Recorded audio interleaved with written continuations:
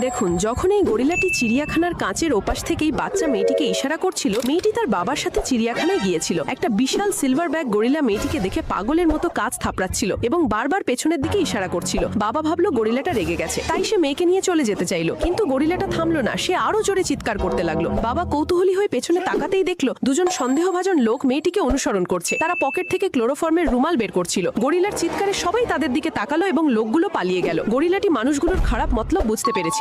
দেখুন, যখন এই গরিলাটি চিড়িয়াখানার কাঁচের ওপাশ থেকেই বাচ্চা মেয়েটিকে ইশারা করছিল, মেয়েটি তার বাবার সাথে চিড়িয়াখানায় গিয়েছিল। একটা বিশাল সিলভার ব্যাগ গরিলা মেয়েটিকে দেখে পাগলের মতো কাজ থাপড়াচ্ছিল এবং বারবার পেছনের দিকে ইশারা করছিল। বাবা ভাবলো গরিলাটা রেগে গেছে, তাই সে মেয়েকে নিয়ে চলে যেতে চাইলো, কিন্তু গরিলাটা থামলো না। সে আরো জোরে চিৎকার করতে লাগলো। বাবা কৌতূহলী হয়ে পেছনে তাকাতেই দেখলো দুজন সন্দেহভাজন লোক মেয়েটিকে অনুসরণ করছে। তারা পকেট থেকে ক্লোরোফর্মের রুমাল বের করছিল। গরিলার চিৎকারে সবাই তাদের দিকে তাকালো এবং লোকগুলো পালিয়ে গেল। গরিলাটি মানুষগুলোর খারাপ মতলব বুঝতে পেরেছিল।